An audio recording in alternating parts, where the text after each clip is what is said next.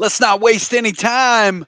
Let's get into it. Week 6 recap is coming to you live right now. I am Casey Dobson, the beautiful, the wonderful host of this amazing show that 5 of you watch, 3 of you really don't care about, and 1 of you is only halfway listening to what I say. Who are you people out there? Well, that remains to be seen. I should probably clean this lens or get rid of some glare or something in the background. I don't know.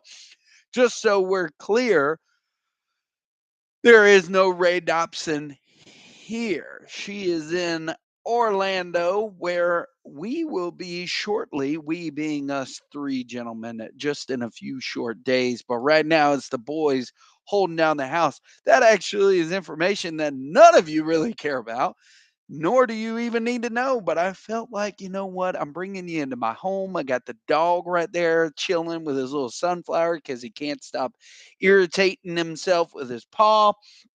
Anyways, moving on, moving forward, let's get into it. I wish I had some music. I need to start figuring out how to better produce this show with some music while I don't have my setup on the computer, but we move forward. I actually will one day try to sit down and figure out what the hell to do. But here we are. This podcast is titled, in case you haven't seen, Story of My Life. And there's a reason for it. And I bet one person is smiling from ear to ear because he's ready to hear what he already knows and what he delivered last week. Let's get into it. Week 6 is in the books, and I couldn't be happier to be done with it. But I don't want to bury the lead here. Let's talk about the rally of the monkeys jumping in there to number 1 after his beatdown of one Mandalorian. Scott, never going to change that name, are you? I like it. Stay true to who you are, sir. That would be awesome. I love it. I assume that everybody is hearing me loud and clear. I don't have Ray here to tell me whether or not she can hear it because normally it pops up on her phone and she can hear me loud and clear. So I'm only going to assume that you can. And I got the dishwasher going in the background. So I'm hoping you're not picking up on that because if not, whatever. Here we go. Scott and Walker did battle, and I think one of them tapped out pretty early on. Mandalorians took one of the categories. That was the strikeouts with 77 to Walker 73. They tied in stolen bases with one apiece. I'll break down or get into some stolen bases here in a minute because there's one really roadrunner team out there, and the rest of us are picking up second place or third or fourth or fifth or sixth or seventh or eighth. Anyways, moving on. Mandalorians could only put up 27 to 35 in the runs department, lost by 3 home runs, lost by 7 RBIs. The average was 270, 246, close in the OBP. They both pitched 67 innings, but Rally Monkeys went just 2/3 deeper. Not one win was mustered by the Mandalorians. 77 strikeouts with a 5.37 on the ERA to 1.20 that Walker carried. Really is awesome that he has 7 aces for all-star relief pitchers and no one else. And he wonders why nobody likes him. 7 quality starts, 7 save plus holds. It was close in that category, but 10-1 was the final score. Let's break over and look at Mr. Mandalorian's big producers. Did he even have one? Anthony Rizzo, 6-1 and 2. And Taylor Ward, who's riding the DL for a minute, and Josh Donaldson apparently has now COVID-19, probably because he was talking a bunch of shit. This show is brought to you by Sam Adams Porch Rocker Lemon Radler. It's pretty good. Picked that up yesterday. Anyways, moving on. So those were your producers. The Yankees did some producing for you. Carlos Correa got a 385 batting average. Didn't get a home run. 3 runs, 3 home runs. Moving over to Mr. I draft scrub batters and I win every year. Ty France, Juan Yepez, never knew ya, you rookie. Luis Urias. Brian Reynolds finally woke the fuck up for you. Walsh. Corey Seager woke up for you. So, yeah, those are your producers there. Let's look down at your pitching. Okay, everybody knows you have pitchers. Logan Gilbert for Mandalorians got you the 13 strikeouts. Corey Kluber, 10 strikeouts for you. Who did the best? It looks like Logan Gilbert. All right, cool. But yeah, we all know about Walker's pitchers, so we don't really need to dive into that because who cares? Moving on. Let's go to the next matchup. Big Bad Vlad versus Swinging Low. Swinging Low took the win 7-5. This one was a close one. Let's look at it. Break it down a little bit. It's not really close when you have 13 home runs to 8 Big Bad Vlad. 26-48. This was a demolishing performance by Swinging Low. The only batting category that went Big Bad Vlad's way was the 7 stolen bases to 2 of Eric's. Other than that, a 204 batting average is not something you can hang your hat on, Nick. However, pitching, you can. 2.41 ERA. Man, you guys had a nice little competition going here. Who was going to pitch better? Well, Eric, still with a 2.54 ERA, is not happy because he lost that category and he lost whip 0.93. 5 quality starts to 2. Eric did, however, get 6 wins, but he won in save plus holds 9/6. Let's look at the big producers for Big Bad Vlad. Kyle Tucker, he gave you a 1.43 on the average, but he gave you 4 runs, 2 home runs, 7 ribbies, and a stolen base. Will Smith did pretty good for you. Other than that, Dansby Swanson got 2 stolen bases. Ronald Acuna Jr., no home runs, but 3 stolen bases and 5 runs. Now let's look over to the hottest man on the face of the earth, Mookie Betts. Or will he be outshined? I don't know. Stay tuned. Mookie Betts, 11 runs, 3 home runs, 7 RBI. I believe Mookie Betts has a league leading 40 runs, like all across baseball. Of course, the one stat that's not at the top line for one Mookie Betts is his runs. His rank is 6th. He has a 273 batting average. He has 10 home runs, 24 RBIs, 3 stolen bases, but no runs in this list. That's really awesome. I really appreciate that. Anyways, moving on. Mookie Betts did good things. Aaron Judge did Judge like things. 5 runs, 3 home runs, and 4 RBI. There needs to be people on base when you're hitting home runs, people. Hello. A lot of solo shots. And then Randy Rosarena, he woke up. Free waiver wire pickup, 3 runs, 2 home runs, 5 ribby, and 1 stolen base. He was just floating out there like a turd. And another turd, Turd Ferguson. There you go. Eric went and picked him up. CJ Crone also did good things for you. 8 runs, 2 home runs, 7 RBIs. A lot of offensive output here. Ooh, moving forward, let's look at the pitching stats for these two guys. Look at some Joe Ryan, Zach Wheeler did pretty good. Luis Severino had a good night. Nice little pitching duel last night. Look over there. Charlie Morton can suck a dick. Liam Hendricks got 4 saves last week. 4! My goodness. You Darvish, look at him shining for you. What a jerk. Zach Gallen. Oh, Noah Syndergaard did bad. No way. So, anyways, that score went down 7-5. Eric thought it probably should have been a little bit better.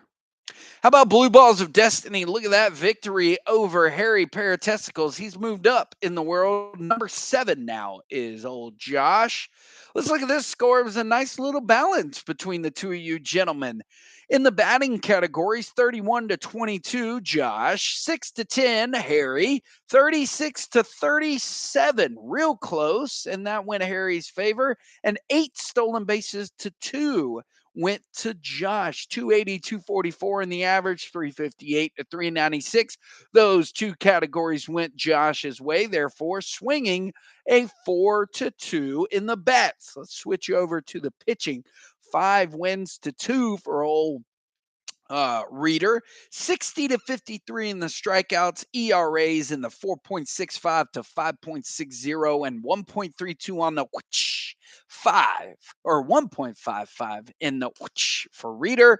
Therefore, the strikeouts, ERA, and whip went Josh's way. 5 quality starts to just 1 for Josh, but he took 8 save plus holds to Readers 3. So again, a nice little balance between the two of you gentlemen, but put up a 8-4 for old Josh because he took 4 out of the 6 in the batting categories and in the pitching as well. Obviously, ha ha ha, we can do math. All right, Josh, let's see who produced some shit for you. Rafael Devers, 393 batting average, 6.351, and I picked him up off the waiver wire so he could hit me 3 home runs in one day and then go day to day. There's a reason why I just emphasized he went day to day, 4.351, and also, you keep talking shit about him, but Freddie Freeman, 4.8 RBI, 1 stolen base, still batted 323. You said you needed somebody that could hit and produce for you. Well, now you got Freeman and Devers doing things. There you go. Let's look over at Reader's team. Paul Goldschmidt woke the fuck up on the nice side of the bed. 3.294, 81 on the batting average. And look at Bo Bichette. Hi, Bo. Lovely hair. 4.37, 1.292 on the average. And Luis Robert had a nice little Chicago White Sox week. 3.2 and 6. Moving on down to the pitching, let's look here. Taylor Rogers, not looking so good for you there. Alex Cobb, not looking so good for you there. Both of those guys put 11 on the ERA. Whoop, whoop.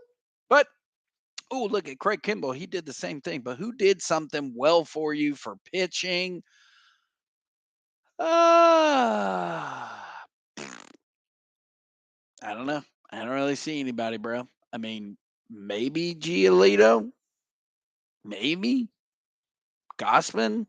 Is he coming back down to earth? I don't know. Ooh, look at that. Peters for readers. Peters. 67.50. That is high as a giraffe's ass. Woo! 11 strikeouts from Nathan Eovaldi. He got tuned up by the Astros, but then he came back down to earth and had a nice little outing the very next game. Michael Lorenzen did pretty good for you. Tanner Howick did pretty good for you. Max Scherzer. What will we do with old Maxie boy? Mackenzie Gore came in, got you 6 strikeouts, 1.50 on the ERA, and a 0.83 on the whip. Got you a win. So there you go. Reader, Blue Balls of Destiny. Cha-ching, 8-4 for Josh. He moves into 7th place. And a Harry Paratesticles hangs down at 10th. Well, one more matchup before I get into the one, the only, me and Shane.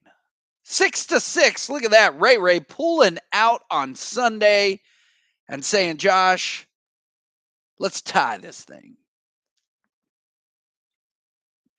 6-6 between the two of you. This is a fair balance in both batting and pitching.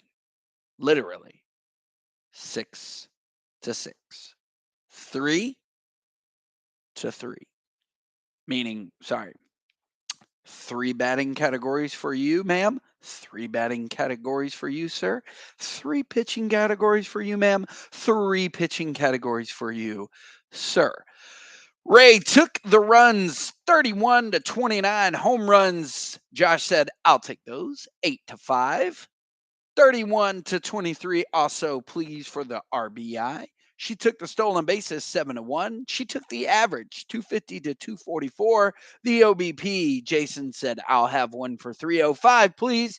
She had 294. In the pitching categories, he took 7 to her 4 wins, 72 strikeouts to 70, 3.35 to 3.87, 1.23 on the to 1.18. Jason took that one. 7-6 in the quality starts, Ray, and 3-1 in the save plus holds, Jason. That is a balanced equation right there. Who did what, when, and where? Manny Machado, 6-1-4-1, batted 444. Edmund came back to your team, 7-4-2, 370 on the batting average, and Shohei Ohtani did pretty well for you as well. Let's move over to Jason. He had a standout performance by one Pete Polar Bear Alonso, 3-2-8-1, 3-2-1 on the average. And let's scroll down. Jose Ramirez did pretty good. Edwin Suarez, 6-1-2, 375. And Marcelo Zuna has awoken from the grave, 3-2-4. And also Xander Bogaerts, 5-2-4. Pitching for you, too. Zach Eflin had a career high 12 strikeouts against the Los Angeles Dodgers. Taijuan Walker also had a nice little outing of himself in Colorado. 7 innings pitched, got a win, 6 strikeouts. He's starting to come around. Let's slide over to Jason's. Tyler Anderson, 1 win, 7 strikeouts, 257. Merrill Kelly, has he come back down to earth? Stay tuned. Pablo Sandoval, I watched a lot of that game. That man is a bulldog, dude. I think it's actually how he was described by the commentators. He is an aggressive, angry man, but he got you 7 strikeouts and a dub. Excuse me. Framber Valdez, oh, look at that. And actually a good Houston Astros pitcher. And Shane McClanahan, 1-7. Wow, almost similar numbers. Framber Valdez, Shane McClanahan, 1 win, 7 strikeouts, 1.29 on the era between the two of them, but 1.14 for Valdez and 0.57 for McClanahan. That led to a 6-6 tie. It was a Sunday resurgence, and Ray said, nope, I'm going to stay in the top 6 if you don't mind. So she stayed up there in 4th place. Now, the very last matchup, Trippin' Billies versus myself. This matchup proved to be very, very fucking aggravating. Now, in the pitching category, Awesome Sauce, he took every single one of them. Why, you may ask? Well, let's break that down, shall we? Pick up Jake Odorizzi. He goes out the very same day that he was picked up. He didn't go day to day. He went to the IL. Then, who all was it? I had several pitchers that did not, hell, get out of the freaking second inning. Winder went down on the IL as well. Kyle Hendricks. The wind was blowing. He got fucked. Frankie Montas got in the hand. 1.2 innings. Kirby. How many innings did he go? He went 5. Okay, whatever.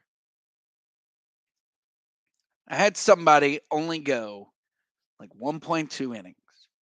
More than once. Anyways, innings were cut short. Guys were not pitching. They were getting lit up. Whatever. Nothing you can do with that. Nothing I can do. And then Jose Urquidy gets dropped. I totally forget that he's got a second matchup. I was just so freaking pissed and happy to have Michael Kopech coming off the NA list. And he goes 10 strikeouts, gets a dub, shuts down the Rangers, basically.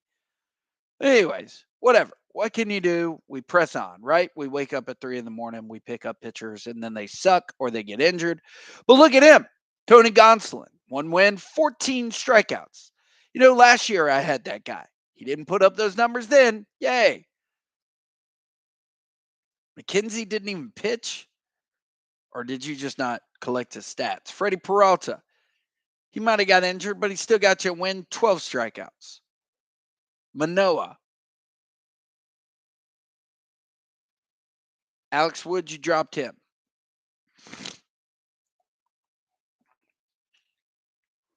Anyways, we press on. Now, here we go. Obviously, I went to the pitching categories first for us, for our matchup.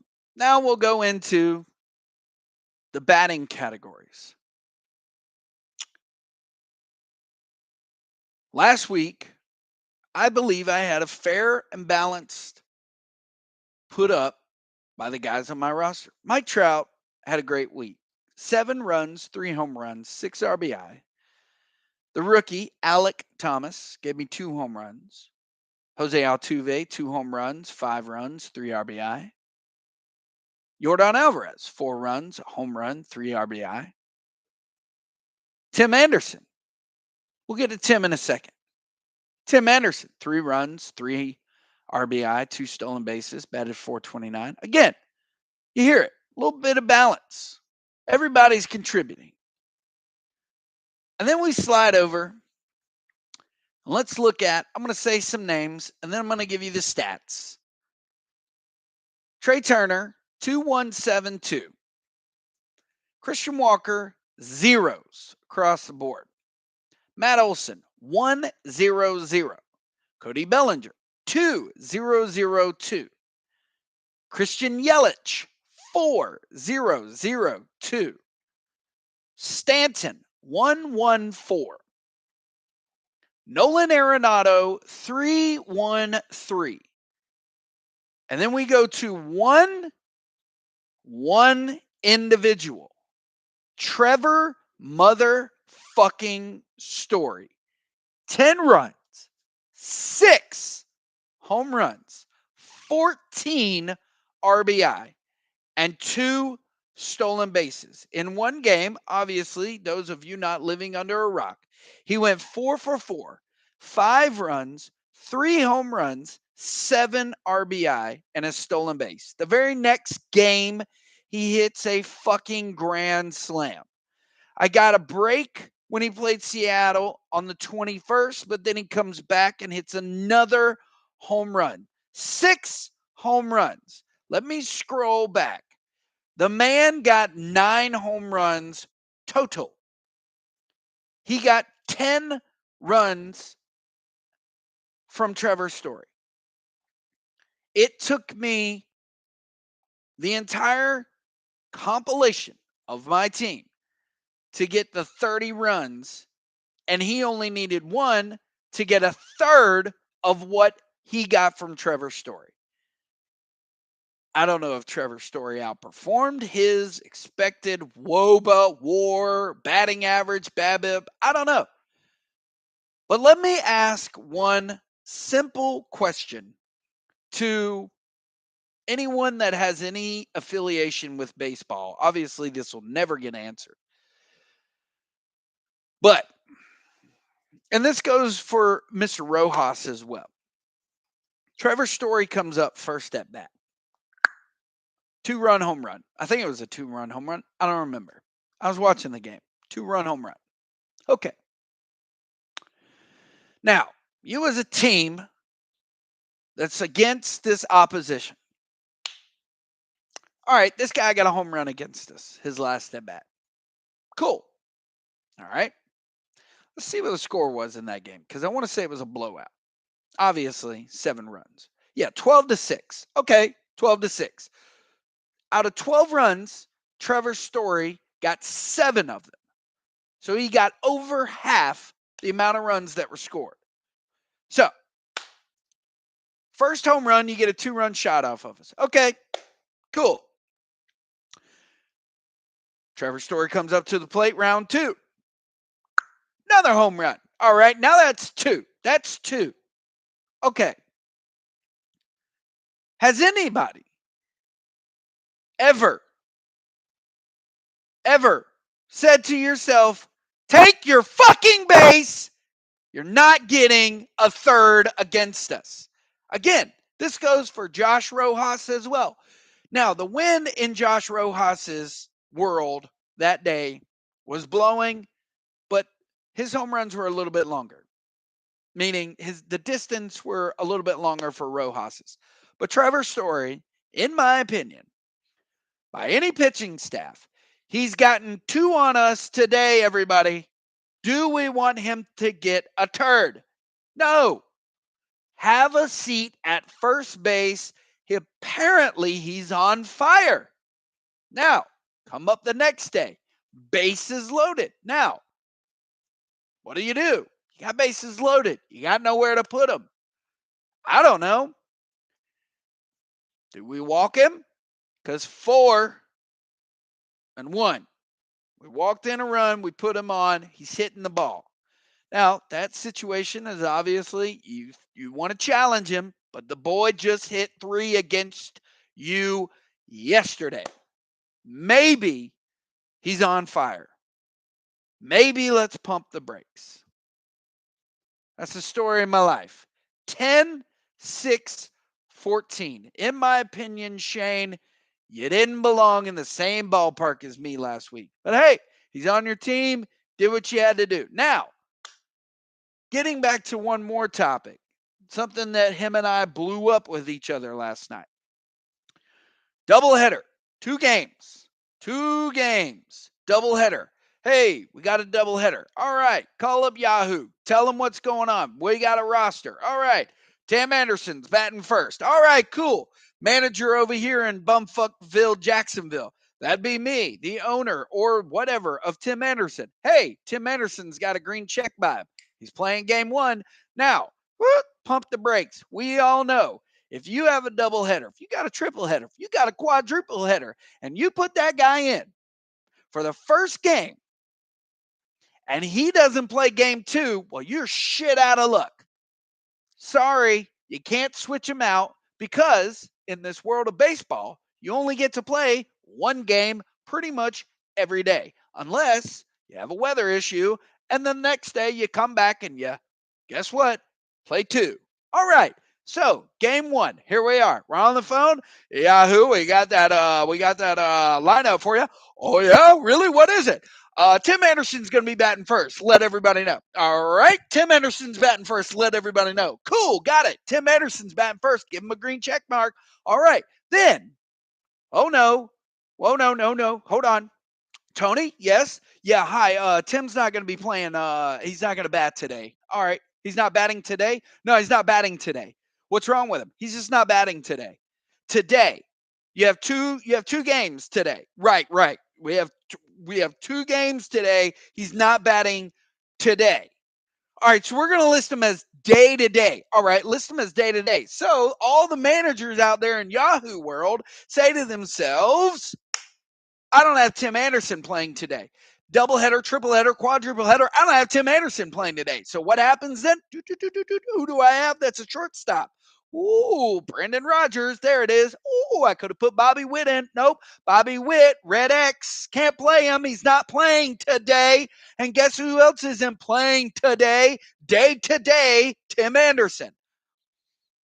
Game 2 rolls around. Yeah, hi, Yahoo. Hi, yeah, it's Tony again. I fucked up. Tim's fine. Yeah, Tim's fine. Yeah, he's going to play today. Yep, yep. I know. I'm a fucking cocksucking piece of shit motherfucker. I know. I fucked everybody's world. I know. Yep, all right. Go White Sox. Love you, bye. Fucking bullshit. He's day to day. Day to day. That means today on May 22nd, homeboy ain't playing today. Tomorrow we gonna reevaluate his ass, and see if his ass wants to play. Sorry. You take him out for game 1, and he ends up playing game 2, well, you're fucked. But when you're day to day, that means you should be fine with the managerial decision that you made. Yahoo, Tony La Russa, both y'all can suck my fuck. I hate you. Why? Because I tied Shane in runs and home runs, and the motherfucker comes up and hits a 3-run shot in New York, I'd be talking about a little bit of a different score. But I have divulged and beat that matchup to death. Anyways, congratulations, Shane. Happy birthday, sir. I hope that you continuously have a storybook ending to your season. Now that all that has been said, in a week 6 matchup, we are not even close to being done. We got to look at week 7. Week 7 is here. It is upon us. And here are the matchup: D's Nuts versus Mandalorians. I not get one Pokenis poking in me. I get now 2 Pokenises poking in me. Trippin' Billies will face off against Red Sox Nation. Blue Balls of Destiny versus Rayford Peaches. A hairy pair of testicles will face a big bad Vlad. And drum roll, please. 1 Rally Monkeys. And I say 1 Rally Monkeys will play Swingin' Low, who hangs number 2. Swingin' Low and Rally Monkeys, yes, it has to be dubbed the matchup of the week. Rally Monkeys versus Swingin' Low. We've all been waiting for it, and here it is finally in week 7. The bitching, the complaining, the arguments, the vitriol. It's here. It's now. The matchup of the week is Trippin' Billies versus Red Sox Nation. I'm just kidding. I'm just kidding. But that'll be the co-matchup. Sure, why not? 6 versus 8. Shane thinking he's going to rise from the ashes with the Red Sox man of the hour, Trevor Story. I bet that bitch bats 111 and can't get a home run all fucking week.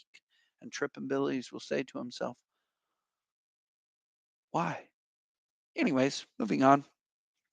That's our matchup of the week. Oh, you know what? I did pull up a little bit. I wanted to just dive a little bit more into the guy, the man, the myth, the legend. Trevor John Story was born November 15th, 1992. He is an American professional baseball second baseman for the Boston Red Sox. He has previously played in Colorado. His major league debut was in 2016. I know because Walker had him on his team on April 8th. Story set an MLB record for a rookie by hitting home runs in each of his first 4 games and tied the MLB rookie record for home runs in the month of April. Story was named the National League's Rookie of the Month for 2016. He led the NL in strikeouts in 2017 and in power speed number, extra base hits, and longest home run of the season in 2018. After 6 seasons with the Rockies, he entered the free agency and signed a 6-year contract with the Red Sox. That's a little bit of useless information. He is from Irving, Texas, and played ball at Irving High School.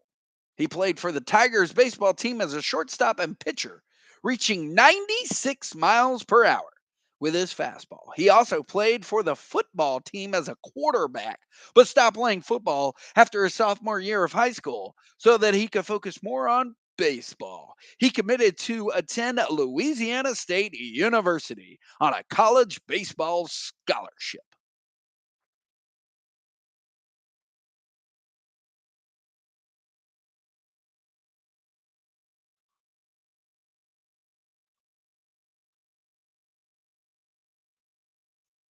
That's it. That's all I have for him right now. Oh, Story married his high school sweetheart, Mally Crow, in Grapeville, Texas. 2 days after he signed for the Red Sox, Story and Crow welcomed their first child. Oh, that's really nice. Hmm, who knew? Anyways, that's all. Story time, 35 minutes is what we're going to approach. Hope everybody has a great week. Make sure that you pick up your 3 waiver wires and do it real fast because when week 10 comes up on your ass, you only get 2, my friends. 2. I love getting fucked. Have a good evening, everyone. I think I did everything I was supposed to do. I don't know. Spent too much time talking about Trevor's story. But hey, it's the story of my life. Talk about men too much. Wait, what? Have a good evening, everybody. Did I do everything? Did I turn off the stove? Nope, I'm about to make dinner.